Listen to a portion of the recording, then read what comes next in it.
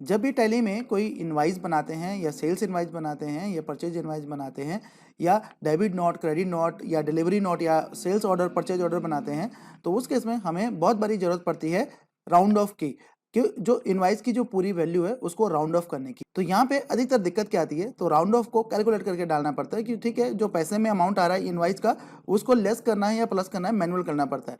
लेकिन आज मैं आपको राउंड ऑफ की ऐसी ट्रिक बताऊंगा जिससे कि आपको राउंड ऑफ कैलकुलेट नहीं करना पड़ेगा, टैली उसको खुद ब खुद राउंड ऑफ करके आपको देगा।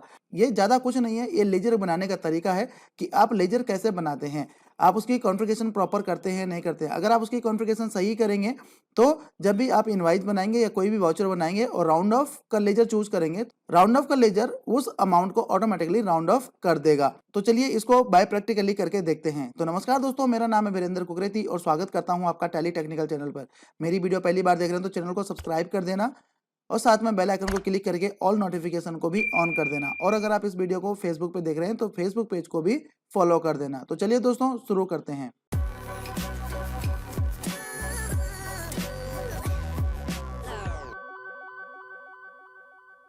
तो दोस्तों यहाँ पे एक इनवाइस बनाते हैं। तो जैसे कि हम बनाते हैं, सेल्स पार्टी हम यहाँ पे चूज करते हैं एंड उसके बाद ये सारी डिटेल हम अभी छोड़ देते हैं। सेल्स हो गया एंड उसके बाद ये मैं यहाँ पे आइटम ले लेता हूँ, एक क्वांटिटी हो गया एंड इसका रेट हो गया 100। अब मैं दूसरी क्वांटिटी लेता हूँ, दूसरा आइटम ले लेता हूँ, यहाँ पे उसकी क्वांटिटी में ले लेता हूँ 2 क्वांटिटी और इसका जो रेट है वो है 50 रुपीज़ 60 पैसा। ठीक है, ये हमारा पैसे में आ गया। अब यहाँ पे तीसरी आइटम भी ले लेता हूँ, ये वाली, एंड इसका जो 100 क्वांटिटी ले लेता हूँ और इसका जो प्राइस है वो ले लेता हूँ 60 रुपीज़ एंड इसको मैं सेव कर देता हूँ। अब यहाँ पे देखिए, यहाँ पे हमें CGST और IGST लगाना है, तो यहाँ पे हम लगा देते हैं CGST, ऑटोमेटिकली पिक कर लिया, एंड SGST ये भी ऑटोमेटिकली पिक कर लिया। अब यहाँ पे देखिए, यहाँ पे जो इनवाइस का टोटल अमाउंट आ रहा है वो आ रहा है 6219 रुपीज़ 20 पैसा। अब इसको हमें राउंड ऑफ करना है। तो अगर हम इसको नॉर्मल राउंड ऑफ करते हैं, एक लेजर बनाते हैं राउंड ऑफ और इसको हम इनडायरेक्ट एक्सपेंस के अंडर रखते हैं एंड इसमें GST वगैरह हम इसमें एप्लीकेबल नहीं करते हैं।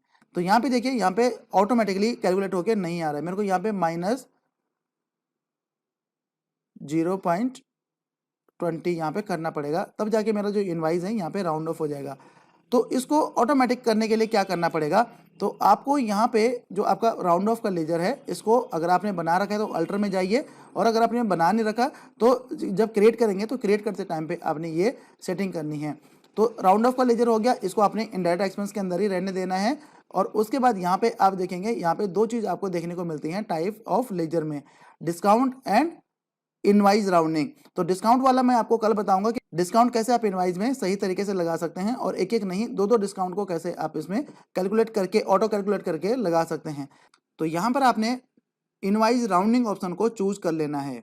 तो उसके बाद यहाँ पे आ जाता है राउंडिंग मेथड, और राउंडिंग मेथड में 3 ऑप्शन आपके पास आते हैं, downward rounding, normal rounding and upward rounding. तो यहाँ पे नॉर्मल राउंडिंग में क्या होता है, नॉर्मल राउंडिंग में जैसे कि आपका बिल का अमाउंट है 10 रुपये 60 पैसा, तो अगर आपका नॉर्मल राउंडिंग है तो उसमें क्या करेगा, टैली उसमें एब्जॉर्ब करेगा कि भाई ठीक है, ये 50 पैसे से ऊपर है या नीचे है, मतलब इसका रेशो क्या है।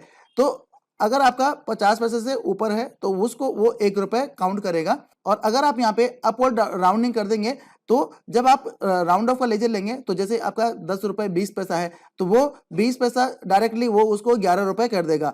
तो अगर आप यहाँ पे डाउनवर्ड राउंडिंग लेंगे तो इसका मतलब है कि अगर आपका 10 रुपये 90 पैसा भी होगा तब भी ये उसको राउंड ऑफ करके 10 रुपये ले आएगा, और अगर आपका 10 रुपये 20 पैसा भी होगा तब भी ये उसको 10 रुपये लेके आ जाएगा। तो यहाँ पे नॉर्मली हम क्या रखते हैं, नॉर्मल राउंडिंग और इसको 1 कर देते हैं।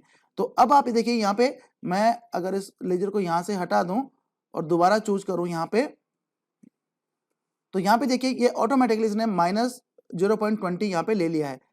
और जब आप इसको सेव करेंगे, सेव करने के बाद आप इसका प्रिंट में देखेंगे, प्रिंट में भी सेम आपका, या अल्टर में देखेंगे तो यहाँ पे भी आपको सेम यही दिखाई देगा। तो ये हर बिल में आप कर सकते हैं, सेल्स में, परचेज में, या आपका क्रेडिट नोट, डेबिट नोट, जो आपके ऑर्डर हैं, सेल्स ऑर्डर, परचेज ऑर्डर, या जो आपके चालान है, चालान में भी आप इस राउंड ऑफ लेजर का इस तरह से इस्तेमाल कर सकते हैं। तो उम्मीद करता हूँ कि ये चीज़ आपको अच्छे से समझ आ गई होगी। तो दोस्तों बिल में दो तरह के प्रॉब्लम और भी आते हैं जो बहुत सारे लोग फेस करते हैं। सबसे पहला जो प्रॉब्लम आता है वो आता है डिस्काउंट।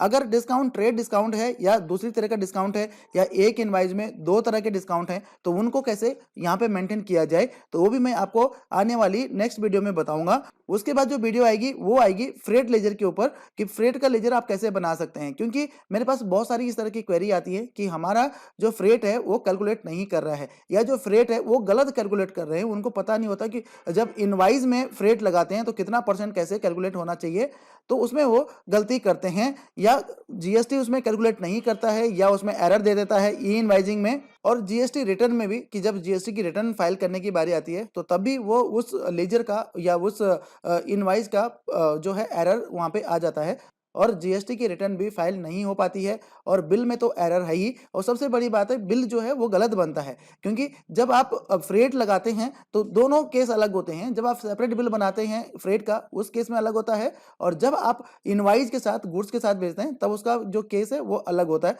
उस टाइम पे सिचुएशन डिफरेंट हो जाती है, और जब सिचुएशन डिफरेंट होती है तो उसमें जो रूल्स के अकॉर्डिंगली जो फ्रेट का जो चार्जेस है वो भी सिचुएशन के अकॉर्डिंगली वहाँ पे कैलकुलेट होता है। अगली वीडियो में बताऊंगा, जो वीडियो डिस्काउंट के बाद आने वाली है तो उसमें मैं आपको इसके बारे में डिटेल में बताऊंगा। तो उम्मीद करता हूं कि राउंड ऑफ लेजर कैसे बनाना है, इसकी कॉन्फ़िगरेशन कैसे करनी है, आपको अच्छे से समझ आ गया होगा।